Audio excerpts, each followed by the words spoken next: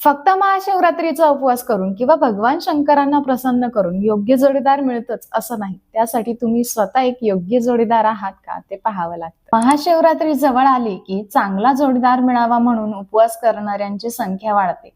श्रद्धा महत्वाची आहेच, पण त्यासाठी स्वतःमध्ये आणि विचारांमध्ये काही बदल करावे लागतात. योग्य जोडीदार आकर्षित करण्यासाठी आणि नाते टिकवण्यासाठी या 3 गोष्टी खूप महत्वाच्या आहेत. नंबर 1, अपेक्षांची यादी मोठी पण स्वतःच काय? आपल्याला जोडीदार समंजस हवा असतो, जो आपल्यावर जीवापाड प्रेम करेल, जो आपल्याला समजून घेईल. पण विचार करा, तुम्ही दुसऱ्याचे दोष स्वीकारायला तयार आहात का? तुम्ही दुसऱ्यांना समजून घेण्याइतपत संयम बाळगता का? नातं म्हणजे आरसा असतो. तुम्ही जसे आहात तशाच पद्धतीची एनर्जी तुम्ही तुमच्या आयुष्यात आकर्षित करता. नंबर 2, भावनिक बुद्धिमत्ता.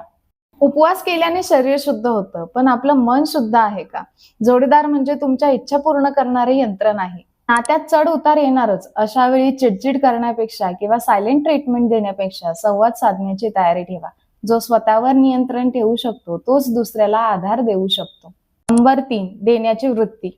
आजकालची नाती मला काय मिळेल यावर आधारलेली असतात, पण आदर्श जोडीदार तोच असतो जो मी काय देऊ शकतो याचा विचार करतो. मग ते प्रेम असो, वेळ असो किंवा आदर. जेव्हा तुम्ही स्वतः एक गिव्हर बनता तेव्हा निसर्ग तुमच्या आयुष्यात अशाच व्यक्तीला पाठवतो जी तुमची किंमत करेल. देव तुम्हाला ते देत नाही जे तुम्हाला हवं आहे. देव तुम्हाला ते देतो ज्याच्या तुम्ही लायक आहात. महाशिवरात्रीचा उपवास तुम्ही जरूर करा. त्यातून मिळणारी सात्विकताच तुम्हाला बळ देईल.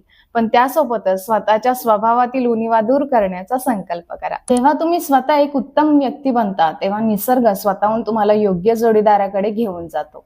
तुम्हाला जर हा व्हिडिओ आवडला असेल तर लाईक करा, तुमच्या लग्नाळू मित्रमैत्रिणींना पाठवा आणि अशाच रिलेशन टिप्ससाठी मला फॉलो करायला विसरू नका.